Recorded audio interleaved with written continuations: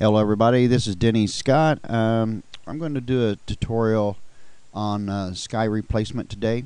I think you'll find it interesting. It's a simple way, it's the simplest way I've found to replace the sky. I've tried basically everything I could think of and anything I could ever find. Some of them do maybe a little bit better job if you're doing a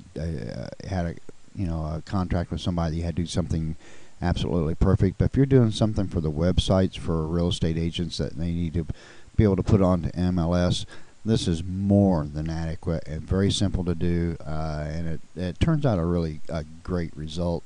What you can see here, let's go ahead and get started. As you can see here, we have a blown out sky. It's pretty ugly. This is taken on a cold fall day that was before the leaves and things started to fall. The sky was completely blown out. What I do here, I've basically pulled up a photo of a sky in my photos I saved that I like fairly well. I have these two photos up there. I'll go ahead and go on to the double window box. I'll go over here to the move tool. It's the top one with the arrow and the plus sign. Click the photo one time. I actually hold the left mouse button down, drag it over on top of the photo, and drop it. I'll come up here to the single photo, and as you can see, when we go to Edit, Free Transform, the photo of the sky is much larger than the photo of the home. I usually go up here and hit the link button, so this all moves in equally, and the height and the width moves in simultaneously. I'll bring it in here so that's a little bit wider than what the picture of the house is. And as you can see, as we move this up and down, let's zoom in on this a little bit here. As you move this sky up and down, we can't really tell how it looks in relationship to the home. So what I do, I go over here to the opacity, and I bring it down to 50%, somewhere in that neighborhood, where whatever you're comfortable with. Then I bring that sky, I play with that sky, bring it around where I feel comfortable with it, where it does what I want. If it's not quite big enough, or if you get into a spot where you're getting down to here where the top edge is not covering, you can always drag that and bring it up a little bit. Over on the trees, usually this is the biggest problem we have on replacement sky, where the trees, the foliage is. If you take a photo in the wintertime and there's no foliage at all you got is the limbs. A lot of times when you do these things, they look like, an easy way to explain it, look like icicles. That's a simple way to explain it. What I found when I get in that situation, I'll try to bring a white part of the sky over to that area, and it really helps blend that in. It's a simple, effective way to do something on if you don't want to spend a whole lot of time on it. There's other ways of doing it that's probably better, but that's a very simple way to do it. We also want to make sure that this picture is down. This is the bottom of our area down here. We want to make sure that picture is down below, at least below that area. So I kind of like where we're at right here. I like the blue part of the sky, this area in here showing, pop out, make the photo pop out a little bit more. Now what I do, I just hold my mouse over the top of this and double click it, and that eliminates the free transform. I'll go back over here to the layer palette. I'll click off the eye, and I'll click on the background layer. I then go up to Select Tool and go into Color Range.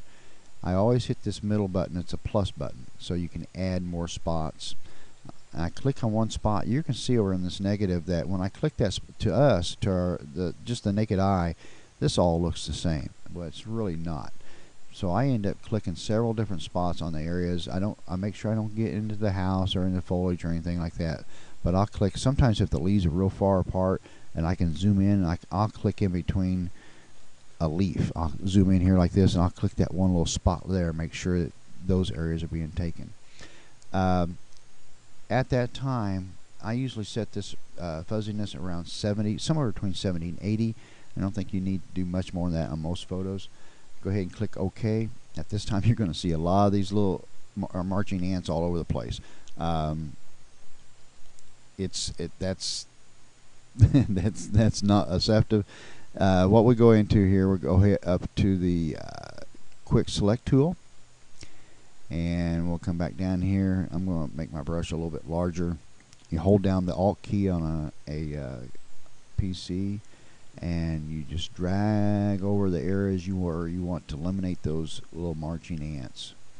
We'll get rid of them in the brick here, on the door. Let's zoom in on this a little bit so we can see it. Got a bunch of them up on the roof. Go ahead and just drag over the top of those, and don't get close to the edge. Stay away from the outside edges as much as you can. This thing will expand over that area. We'll go down here on the next door house and the bushes. Let's go ahead. We've got some over here. Right down in here. Got some up in here. And I kind of go over this, slowly make sure everything. You got to remember to let go of the Alt key when you're doing this, so you can see where you're at. Hold down the Alt key again. Go over top of some of this brick area here. As you can see, up on this soffit area, we've got on the edge here. I'll bring my brush size down a little bit smaller on this. I'll hold the Alt key, and I'll just, instead of dragging, I'll just click a couple times and in those areas, and try to get close without getting into the other part of the sky. Let's zoom back out here. I think this is pretty good. I really don't see anything there that's going to do. Now this is where the magic comes in. This is all the technology. Well, let me do one more thing here. As you see down here, you see this roof here. There's actually, you're going to look at that and say, well, it's not close enough to that edge.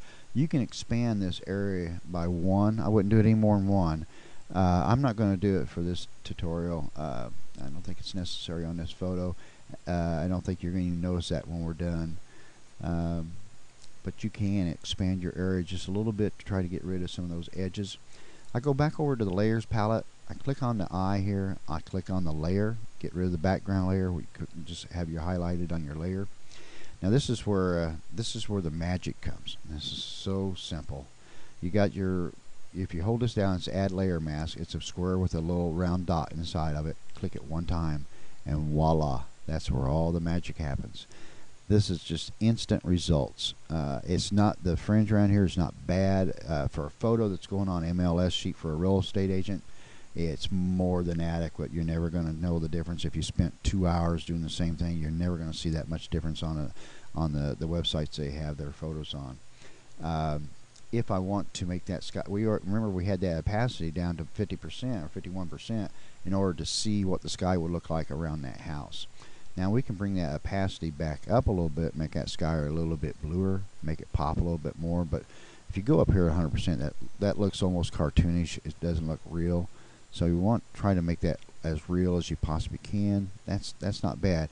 I always like the sky to be able to pop out, so it makes the photo interesting enough to the people so they'll go in there and actually look at the rest of the photos of home and maybe find interest in the home.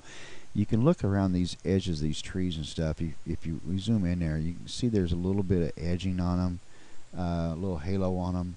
You can actually lighten that up a little bit, and it's going to bring some of that out. We zoom back out on here. There we go. This is after and before, and I think anybody has to say that's a much better photo than that. It makes the photo pop out a lot more. I kind of like a little bit more blue in the sky to make it pop a little bit more. At this point, what I do, we have these 2 layers. We want to drop those down and can merge them into one layer. We'll go up to the layers and go down to flatten image. Click it one time, and you have your flattened image. I sharpen this very last thing I do. I may go in there and adjust the colors, the grass, the bricks, make it a little redder, make the grass a little bit greener, lighten up the shadow area in here, whatever I do. But then the last thing I do, I sharpen it. I hope this helps. I think this is a simple way to replace a sky. It's not rocket science. Photoshop is just an absolutely wonderful tool. CS5 is what I'm using. It seems to be a little easier to do some things on CS5 than CS4. I've had them all. I really like CS5 a lot. Again, I hope this helps. I hope this answers some questions and helps you get through some some headaches that you had before. Again, my name is Denny Scott. My website is indianapolis-sports-photography.com. You know, give me a shout if you have any questions. I'll be more than happy to try to answer them. And I hope you enjoyed this tutorial. Thanks for visiting. Bye-bye.